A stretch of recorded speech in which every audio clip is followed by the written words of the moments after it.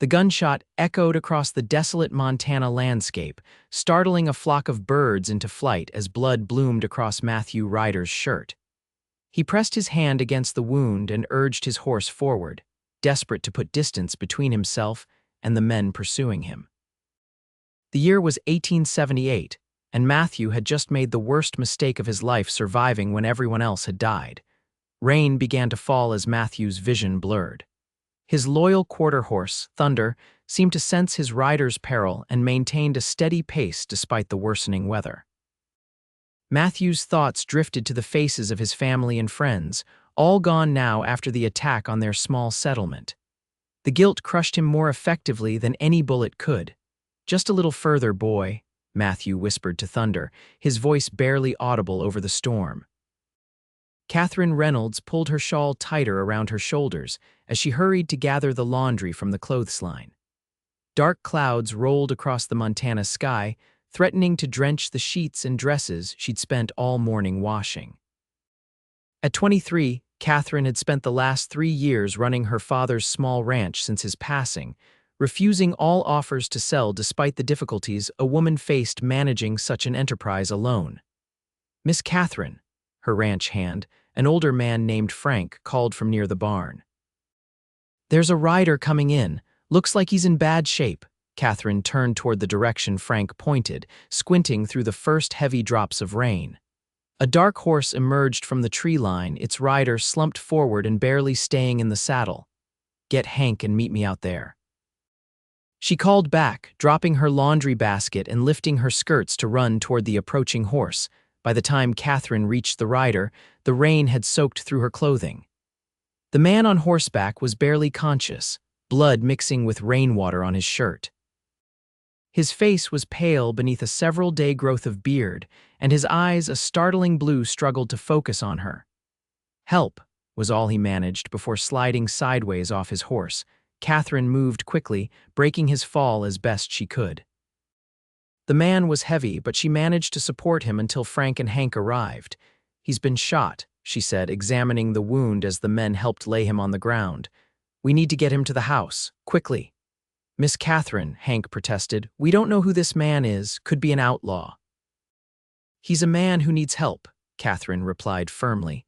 "And I won't turn anyone away who comes to my door in need. Now help me get him inside before this rain washes us all away." The two men exchanged glances but followed her instructions, carefully lifting the wounded stranger and carrying him toward the ranch house.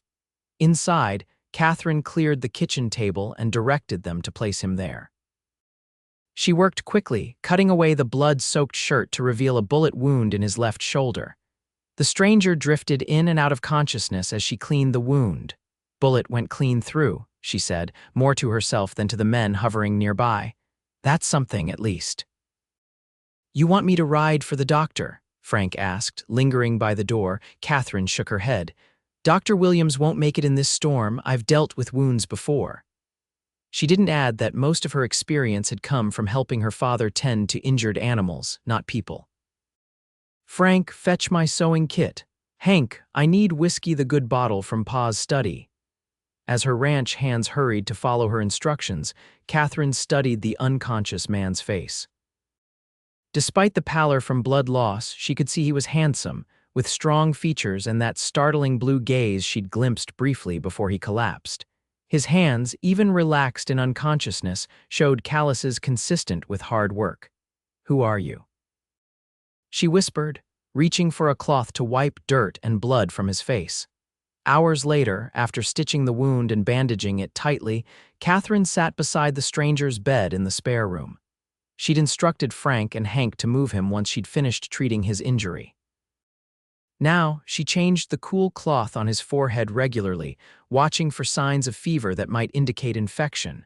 The rain continued to lash against the windows as night fell. Katherine lit an oil lamp and settled into the chair more comfortably. She should have been exhausted. Running a ranch was demanding work even without unexpected medical emergencies, but concern for her patient kept her alert. Near midnight, the stranger stirred, his eyes fluttering open. For a moment, confusion clouded his features before he attempted to sit up, gasping in pain. Easy, Katherine said, placing a gentle hand on his uninjured shoulder. You've been shot. You're safe now, but you need to rest. The man's eyes clearer now than when he'd arrived fixed on her face. Where am I? Reynolds Ranch, about 40 miles northeast of Helena, she replied. I'm Katherine Reynolds. He hesitated before responding, as if weighing whether to give his real name. Matthew Ryder, he finally said. I'm sorry to impose on you like this. It's no imposition to help someone in need, Katherine assured him, offering a glass of water. Though I admit I'm curious how you came to be riding through my property with a bullet hole in your shoulder. Matthew accepted the water, drinking deeply before answering. It's a long story, Miss Reynolds, not a pleasant one.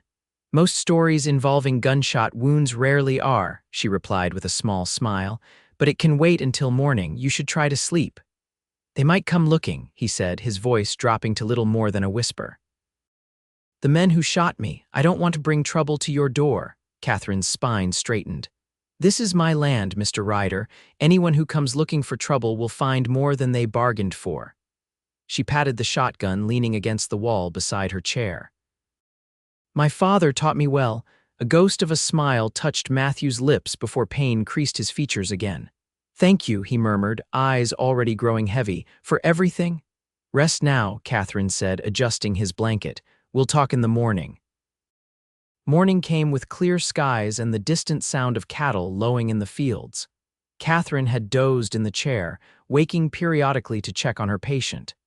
At dawn, she slipped out to freshen up and prepare breakfast, leaving Matthew sleeping peacefully. Frank and Hank were already in the kitchen when she returned, both looking uncomfortable. How's our guest? Frank asked, accepting a cup of coffee from her. Better, I think. The fever I worried about hasn't come. Katherine cracked eggs into a skillet. He said his name is Matthew Ryder. Hank shifted his weight from one foot to the other. Miss Katherine, we've been talking. This man shows up with a bullet in him, might have folks looking for him. We're worried about your safety. Katherine appreciated their concern but had already made her decision. He stays until he's well enough to travel. I won't turn out an injured man. At least let us take turns keeping watch, Frank suggested. Just to be safe, she nodded, recognizing the wisdom in the suggestion. That's reasonable. But remember, he's our guest. After the men had eaten and headed out to their morning chores, Katherine prepared a tray for Matthew. She found him awake and attempting to sit up when she entered the room. I wouldn't do that just yet, she warned, setting the tray on the bedside table. You'll tear those stitches, and I worked hard on them. Matthew grimaced but allowed her to help prop him up with pillows. You have a beautiful place here, he said, glancing toward the window where sunlight streamed in. I noticed the cattle in the distance. Big operation for a... He trailed off, seemingly unsure how to finish the sentence. For a woman alone, Katherine finished for him, handing him a plate. It was my father's. When he died 3 years ago, I took over rather than sell. Most people thought I was foolish. And what do you think? Matthew asked, his gaze direct. Katherine smiled. I think they underestimated me. She poured him coffee from a small pot. Now, while you eat, perhaps you could tell me why someone shot you and left you for dead on my property. Matthew's expression darkened as he picked at his eggs. I was part of a small settlement about 80 miles west of here. 15 families trying to make a go of it in cattle country.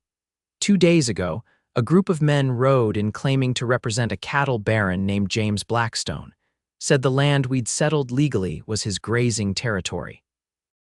He paused, his hand tightening around the fork. Our leader, Sam Porter, tried to reason with them, showed them our deeds and papers. They shot him where he stood. Katherine's hand flew to her mouth. Good Lord. It was chaos after that, Matthew continued, his voice flat but his eyes reflecting the horror he'd witnessed. They burned cabins, shot anyone who resisted. Women, children didn't matter to them. How did you escape? Katherine asked softly. I was checking our perimeter when they arrived. By the time I got back, he shook his head, unable to continue for a moment. I tried to help, got shot for my trouble. One of the younger men in their group, just a boy, really hesitated when ordered to finish me off. I played dead until they left, then managed to get to my horse. Katherine reached out instinctively, placing her hand over his. I'm so sorry, Matthew. He looked at their joined hands, then met her eyes. I should have done more. I should have died with them. And what good would that have done? She asked firmly. If you had died, who would be left to tell their story? To seek justice? Justice, Matthew repeated, as if tasting a foreign word. The men who did this work for Blackstone Cattle Company. James Blackstone practically owns this territory. Judges, marshals, politicians. What justice can I hope for? Katherine withdrew her hand and stood. I don't know yet, but I do know that surviving doesn't make you a coward, Matthew Ryder. Sometimes living is the hardest thing to do. She collected his empty plate, noting he'd eaten more than she'd expected. Rest now, we can talk more later. As she turned to leave, his voice stopped her at the door.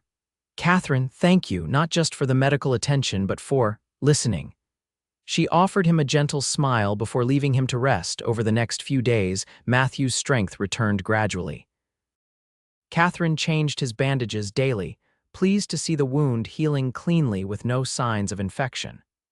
They fell into an easy routine of conversation during these brief medical sessions, sharing stories of their lives before circumstance had thrown them together. Katherine learned that Matthew had been a schoolteacher back east before the promise of land and opportunity had drawn him west 3 years earlier. He spoke of books and ideas with a passion that lit his face, momentarily erasing the shadows of grief that had taken up residence there. In turn, she told him about growing up on the ranch, learning the business at her father's side, and her determination to succeed despite the obstacles she faced as a woman rancher in a man's world. Your father would be proud, Matthew remarked one evening as Katherine checked his stitches. Not many could have done what you have. Katherine felt her cheeks warm at the compliment. I've had help. Frank and Hank have been loyal, and there are a few neighbors who have stood by me. Still, Matthew insisted, it takes courage to stand your ground when everyone tells you to give up. Their eyes met, and Katherine felt something shift between them, a recognition, perhaps, of kindred spirits who understood what it meant to persevere against odds. The moment was broken by the sound of horses approaching at speed. Katherine moved to the window, pushing aside the curtain to see 3 riders entering the ranch yard. Frank's gone to meet them, she observed, but tension had entered her voice. Matthew struggled to sit up, wincing at the movement. Describe them to me. 3 men, well-dressed for ranch hands. The one in front has a black hat with a silver band. Katherine trailed off as the leader dismounted, and she got a clearer look at his face. I know him, that's Victor Ellis, one of Blackstone's foremen. Matthew's expression hardened. He was there, at the settlement. He's the one who gave the order to burn the cabins.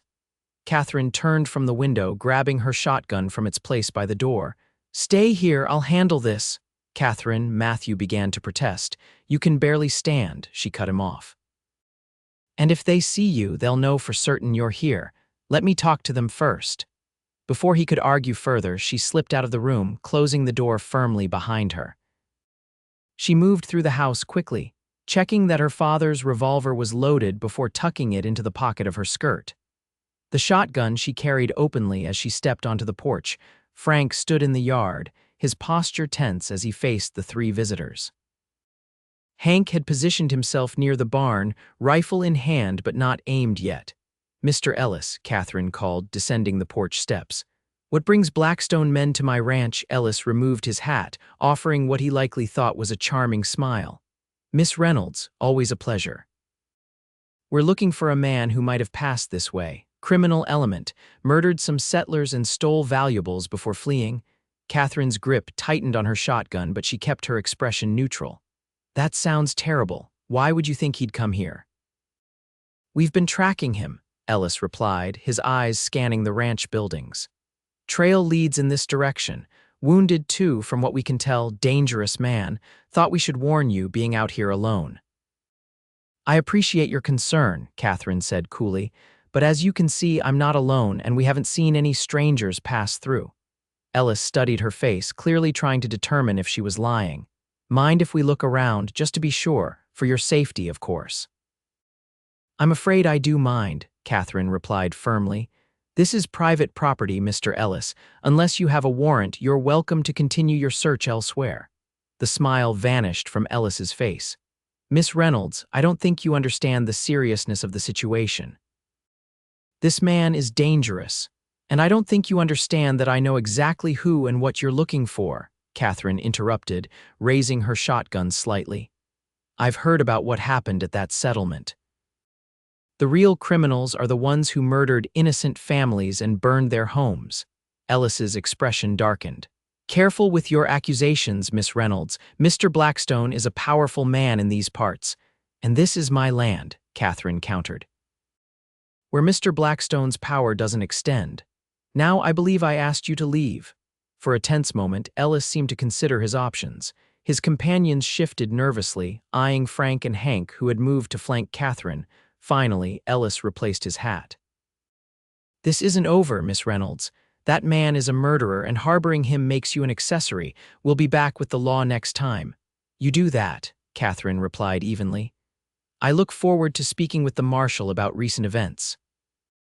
With a final glare, Ellis mounted his horse and signaled to his men.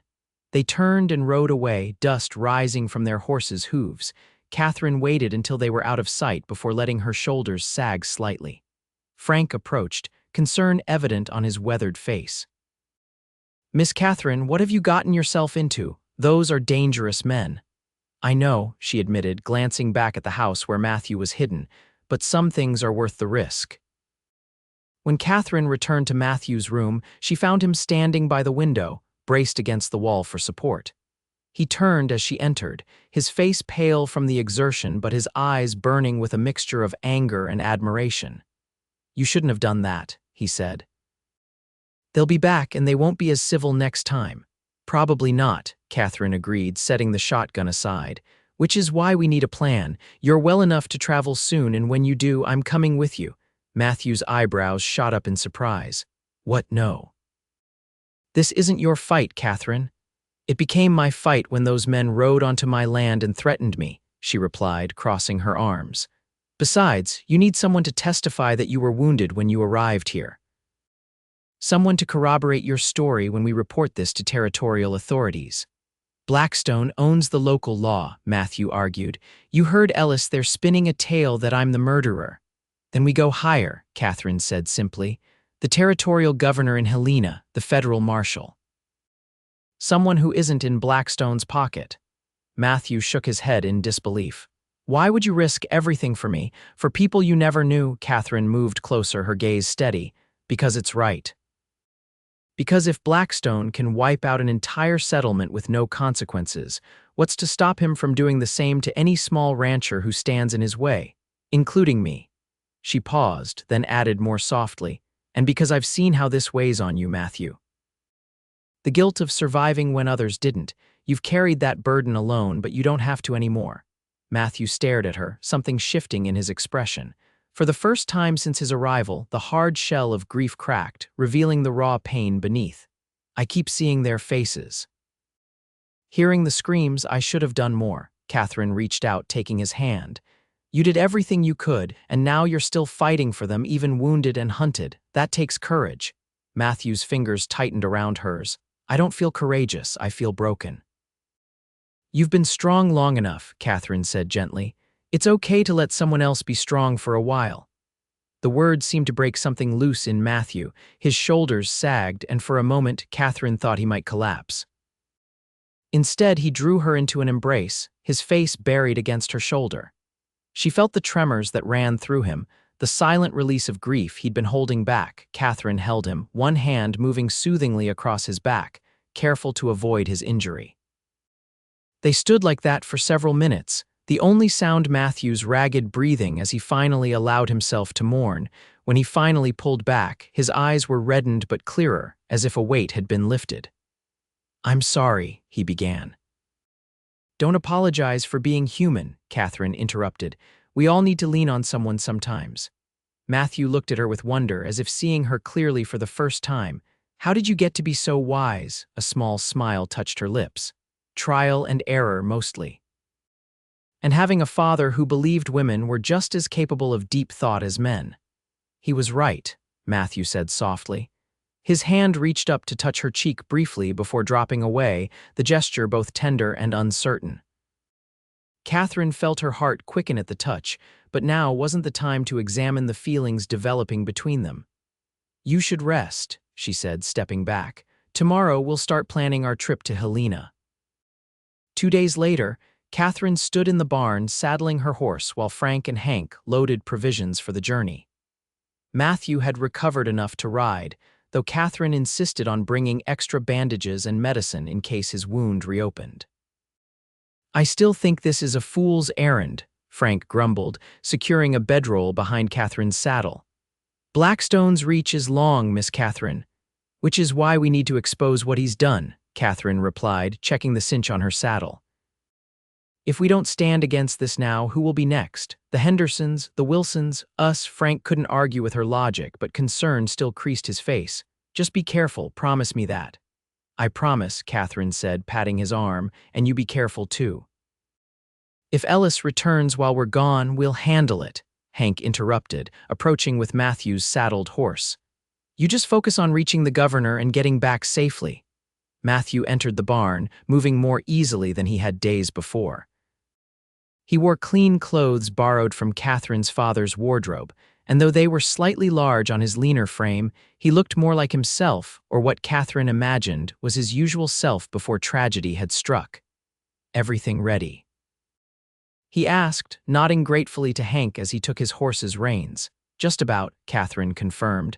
"We should reach Helena in 2 days if the weather holds." As they made final preparations, a distant sound caught Frank's attention. He moved to the barn door, peering out toward the road. "Ryder's coming," he announced, his voice tense. More than before, Matthew joined him, his expression darkening. "Ellis, and he's brought at least 10 men with him." Katherine's heart sank. She'd hoped they would have more time before Blackstone's men returned. "Frank, Hank, get to the house. We'll use it as a defensive position." "No," Matthew said firmly. "There are too many of them. You'd be risking your lives and your ranch." He turned to Katherine. "We need to leave now, out the back way." Katherine hesitated. The thought of abandoning her home to Blackstone's thugs cut deep, but she recognized the tactical wisdom in Matthew's words. A direct confrontation would likely end badly for all of them. "Frank," she decided, "you and Hank stay out of sight.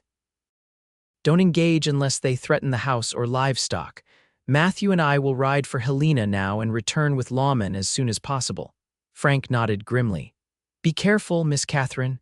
"You too," she replied, embracing the older man briefly before mounting her horse. Matthew was already in the saddle, his face set with determination. "We'll go through the north pasture, then cut east through the forest. It'll add time, but they won't expect that route." Katherine guided her horse alongside his. "Lead the way."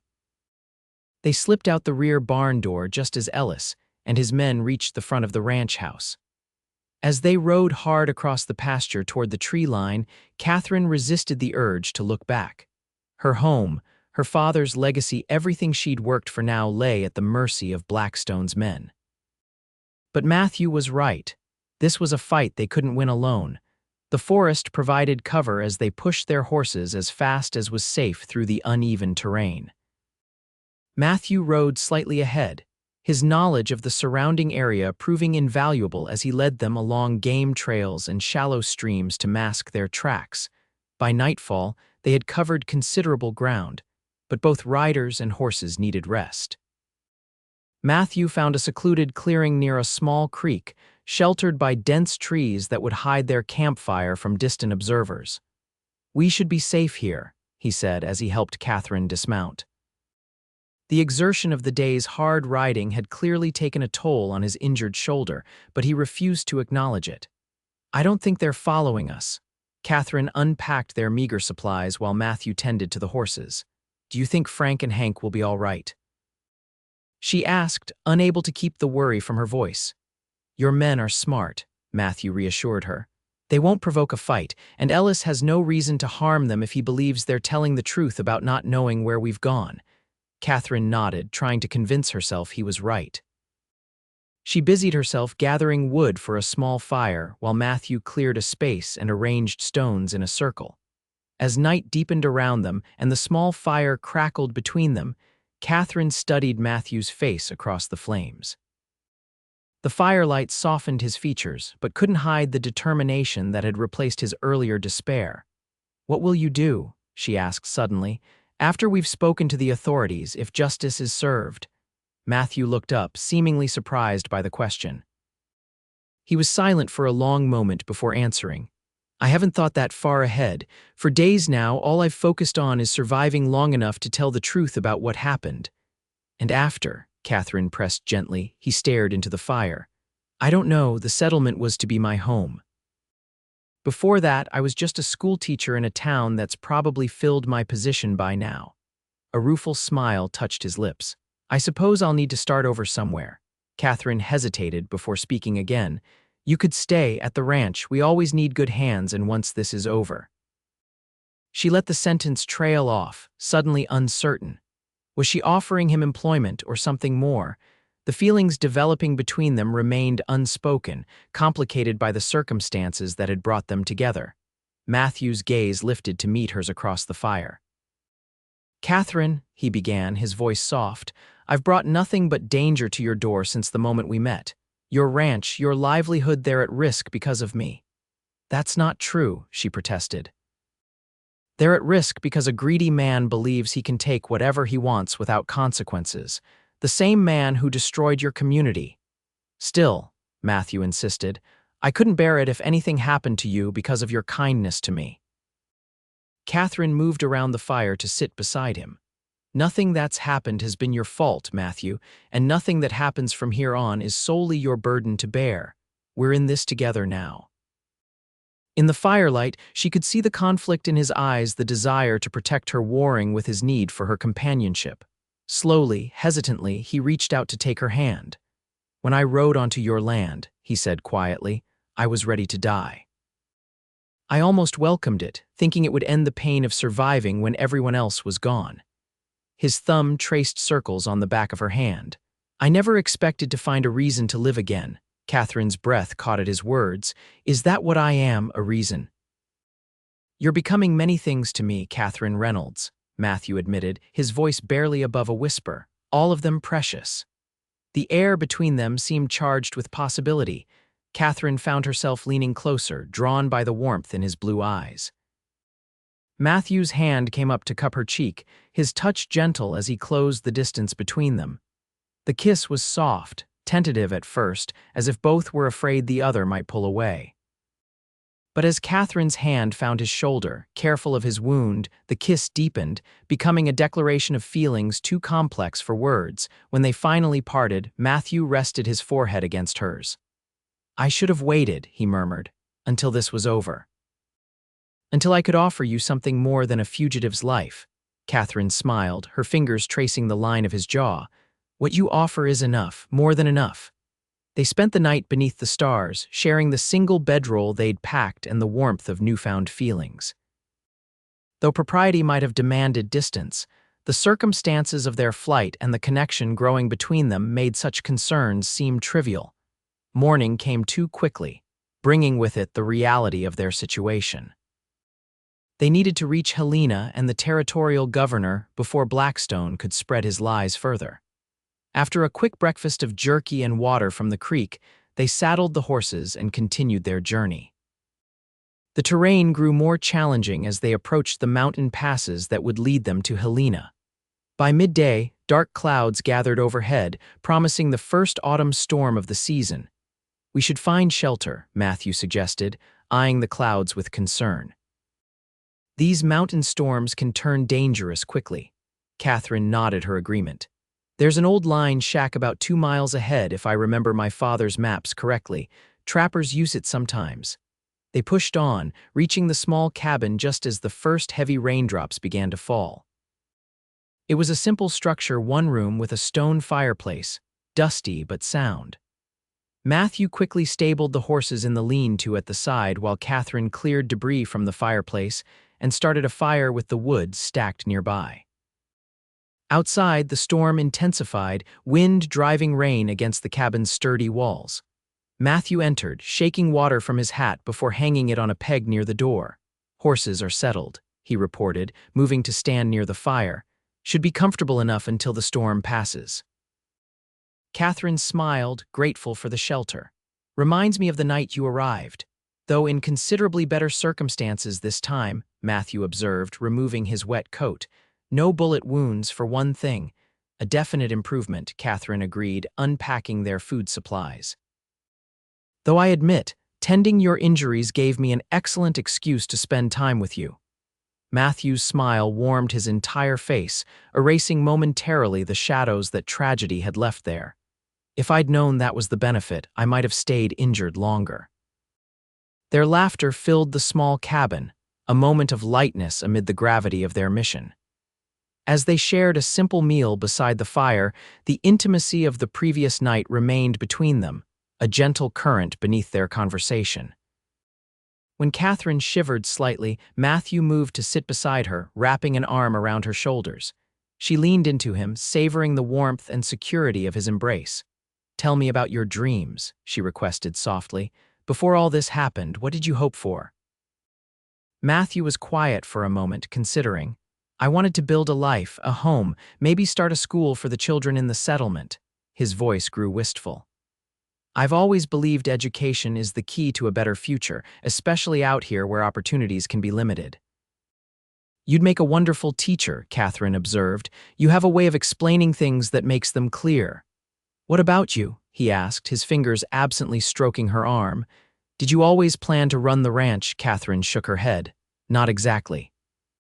I loved the ranch, but I had dreams of traveling first, seeing more of the world before settling down." A small sigh escaped her. "Then my father died and choices narrowed. Do you regret staying?" "No," she answered honestly. "The ranch is part of me now. But sometimes I wonder what else might be possible." She tilted her head to look up at him. What other dreams might be worth pursuing? The meaning behind her words hung in the air between them. Matthew's arm tightened around her slightly as he bent to press a kiss to her temple. "When this is over," he said softly, "perhaps we can find out together." The storm continued through the night, forcing them to delay their journey. They passed the hours in conversation, learning more about each other's lives, sharing stories and building a foundation that transcended the crisis that had brought them together. By morning, the storm had passed, leaving behind clear skies and mud that would slow their progress but not stop it. They set out early, determined to reach Helena by nightfall. The territorial capital appeared on the horizon late in the afternoon, its buildings a welcome sight after their difficult journey. Matthew and Katherine rode directly to the governor's residence, bypassing the local lawmen who might have ties to Blackstone. Governor William Richardson was initially reluctant to see them, but Katherine's family name, the Reynolds, had been among Montana Territory's earliest settlers, secured them an audience. In the governor's study, Matthew related the horrific events at the settlement while Katherine confirmed his wounded state upon arrival at her ranch. "These are serious accusations," Governor Richardson said gravely when Matthew had finished. "Blackstone is one of the territory's most prominent citizens. He's also a murderer," Matthew replied firmly. 15 families are dead because he wanted their land. "We need your help, Governor," Katherine added. "The local authorities won't act against him." "And now his men are threatening my ranch as well." Richardson paced behind his desk, clearly troubled. "I can send a telegram to the federal marshal in Denver, have him dispatch deputies to investigate independently. And in the meantime," Matthew pressed, "Blackstone's men are hunting us. They've likely occupied Miss Reynolds' property already." The governor considered this. "I can provide you temporary protection here in Helena until the federal authorities arrive, and I'll send a detachment of militia to secure the Reynolds ranch." It wasn't everything they'd hoped for, but it was a start. As they left the governor's residence, Katherine felt the first real hope since Ellis and his men had appeared at her ranch. "It will take time," Matthew acknowledged as they secured rooms at a reputable hotel in town. But the governor seemed genuinely concerned. "That's something." "It's more than something," Katherine replied. "It's the beginning of justice." For 3 days, they remained in Helena under the governor's protection. Word came that the militia had reached the Reynolds ranch and found Frank and Hank unharmed, though Ellis and his men had searched the property thoroughly before departing. On the 4th day, a telegram arrived from Denver. Federal marshals were en route and would arrive within the week. Matthew's relief was palpable. "It's really happening," he said as they walked through Helena's busy streets that afternoon. "I was beginning to think no one would ever believe the truth." Katherine squeezed his hand. Truth has a way of emerging even when powerful men try to bury it. As they turned a corner near the hotel, Matthew suddenly tensed, his hand tightening around Catherine's. Ahead of them, stepping out of a saloon, was Victor Ellis. Matthew pulled Katherine into the shadow of a storefront. "Ellis," he whispered. "He must have followed us to Helena." Catherine's heart raced. "We need to get back to the hotel. The governor's men too late," Matthew interrupted grimly. Ellis had spotted them and was now walking purposefully in their direction, hand hovering near his holstered pistol. "Well, well," Ellis called, stopping several yards away.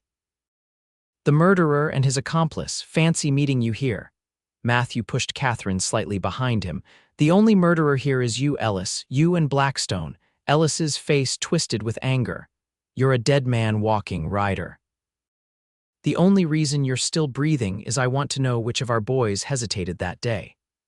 "I'm not telling you anything," Matthew replied evenly, "except that federal marshals are on their way to arrest you, Blackstone, and everyone involved in the massacre." A flicker of uncertainty crossed Ellis's face before his sneer returned. "You think the law will believe you over James Blackstone, a nobody schoolteacher against one of the most respected men in the territory?" "They'll believe evidence," Katherine interjected, "and witnesses." "The governor already does." Ellis's hand moved to his gun. "Then I suppose I'll have to make sure there are no witnesses left to testify. Several things happened at once." Ellis drew his pistol. Matthew lunged forward to shield Katherine, and the crack of a rifle shot echoed through the street. Ellis staggered, a look of surprise on his face as he clutched his shoulder. The bullet had struck his gun arm, causing his shot to go wild. Behind him stood a tall man in a long coat, rifle still raised. "Federal Marshal James Cooper," the man announced, approaching cautiously. "Victor Ellis, you're under arrest for attempted murder and conspiracy in the deaths of settlers at Willow Creek." Two deputies appeared from nearby positions, quickly disarming the wounded Ellis and restraining him. Marshal Cooper lowered his rifle, turning his attention to Matthew and Katherine. "Mr. Ryder, I presume? Governor Richardson telegraphed about your situation. We made better time than expected." Matthew nodded, still holding Katherine protectively. "You have excellent timing, Marshal." "We have Ellis," Cooper acknowledged, "but we'll need your testimony to bring down Blackstone. Are you willing to make an official statement?" "More than willing," Matthew confirmed. "It's what I've been fighting for." The next 2 weeks passed in a whirlwind of depositions, witness statements, and legal proceedings. With Ellis in custody and talking to save his own skin, Marshal Cooper was able to build a solid case against Blackstone and his men. Several of Blackstone's hired guns, sensing which way the wind was blowing, came forward with their own testimonies in exchange for leniency. James Blackstone himself was arrested while attempting to flee the territory. His empire, built on intimidation and violence, crumbled quickly once the truth was exposed. For Matthew, the process was both painful and cathartic. Reliving the events of that terrible day in official statements forced him to confront his grief, but also allowed him to honor the memory of those who had died by ensuring their killers faced justice. Katherine remained by his side throughout, her quiet strength a constant support. She also gave testimony about Matthew's wounded arrival at her ranch, corroborating his timeline and establishing his role as a victim rather than a perpetrator. When the preliminary hearings concluded and Blackstone and his men were bound over for trial, Marshal Cooper sought out Matthew and Katherine as they prepared to return to the Reynolds ranch. "The territorial prosecutor believes we have an airtight case," Cooper informed them. "With your testimonies and Ellis turning state's evidence, Blackstone will hang for what he's done." "And his land?" Katherine inquired. "What happens to that?" "The governor has already initiated proceedings to invalidate Blackstone's claims to the disputed territories," Cooper replied. "In cases where he forced smaller ranchers out, the original owners will have the opportunity to reclaim their properties." Matthew nodded, satisfaction evident in his expression. "That's something, at least, though it won't bring back those who died." "No," the marshal agreed solemnly, "it won't. But justice matters, even when it can't undo the harm." As they rode back to the ranch the following day, The Montana landscape seemed different somehow both to Matthew, who had only seen it through a haze of pain and desperation before, and to Katherine, who viewed her familiar surroundings with fresh appreciation after nearly losing them. "What happens now?" Katherine asked as they crested a hill that offered a view of her ranch in the distance, with Blackstone gone and justice in progress. Matthew considered the question. The past weeks had been so focused on achieving justice that he'd had little time to contemplate what would come after. But one thing had become increasingly clear to him. Whatever future he built, he wanted Katherine Reynolds to be part of it. "I've been thinking about that," he admitted. "About what comes next, for me, for us if you'll have me." Katherine turned in her saddle to look at him, hope brightening her features. "What are you saying, Matthew?" He guided his horse closer to hers, reaching across to take her hand. "I'm saying that meeting you has been the one light in the darkest period of my life, that somehow in the midst of tragedy I found something I wasn't even looking for." Katherine's fingers tightened around his. "And what was that?" "A partner," Matthew replied, his voice filled with emotion. "Someone who saw me at my weakest and still believed I was strong, someone who reminded me that surviving doesn't make me a coward." He paused, drawing a deep breath. "Someone I've come to love more than I thought possible after so much loss." Tears glistened in Katherine's eyes. "Matthew, I know it's soon," he continued quickly. "Too soon, maybe. We've known each other only under extraordinary circumstances, but I also know what I feel, Katherine, and if you're willing, I'd like to stay, to help you run the ranch, to build something new together." A smile bloomed across Katherine's face, radiant in the afternoon sunlight. "I was hoping you'd say that. The ranch needs a good man, and I—" She hesitated, then finished simply, "I need you, Matthew Ryder." They leaned across the space between their horses, sharing a kiss that held the promise of all that was to come. When they reached the ranch, Frank and Hank greeted them with relief and news that all had been quiet since the militia's arrival. The governor's men had departed once word came that Blackstone was in custody, leaving the ranch secure once more. That evening, sitting on the porch watching the sunset paint the sky in brilliant hues, Matthew and Katherine began making plans. They would rebuild his teaching dreams here, establishing a small school for the children of neighboring ranches who currently had no formal education. Katherine would continue running the cattle operation, with Matthew learning the business alongside her. "It won't be easy," Katherine acknowledged, her head resting against Matthew's shoulder. "Building something new never is." "No," Matthew agreed, his arm around her waist. "But we've faced worse than hard work, haven't we?" She smiled up at him. "Much worse, and we're still standing." "More than standing," he corrected, bending to kiss her softly. "We're thriving." In the months that followed, Matthew and Katherine's vision took shape. Word of Blackstone's crimes and subsequent arrest spread throughout the territory, and with it came a new respect for the Reynolds Ranch and its proprietors. Neighboring ranchers who had once been skeptical of Katherine's ability now sought her advice and partnership in ventures. Matthew converted an unused bunkhouse into a schoolroom, and by spring, children from within a 20-mile radius were arriving daily for lessons. His reputation as a fair and knowledgeable teacher grew quickly, bringing satisfaction that helped heal the wounds of his past. In late April, with wildflowers blooming across the Montana prairie, Matthew and Katherine were married in a simple ceremony on the ranch. Frank served as Matthew's best man, while Hank proudly escorted Katherine in her father's absence. Marshal Cooper attended, bringing news that James Blackstone had been convicted and would hang the following month. The families who had lost land to his machinations were slowly reclaiming their properties, though nothing could restore the lives lost at the settlement. "You've built something remarkable here," Cooper observed during the wedding celebration, gesturing to the thriving ranch and the community gathered to celebrate with them. "Out of tragedy has come new life." Matthew followed his gaze, arm around his new wife. "We've been fortunate." "Not everyone gets a second chance." "No," the marshal agreed solemnly, "which is why those who do should make the most of it." He raised his glass in toast, to making the most of second chances. As night fell and guests departed, Matthew and Katherine stood alone on the porch of what was now their home. Stars blanketed the vast Montana sky, a glittering testament to possibilities as endless as the horizon. "Any regrets?" Matthew asked softly, drawing her close.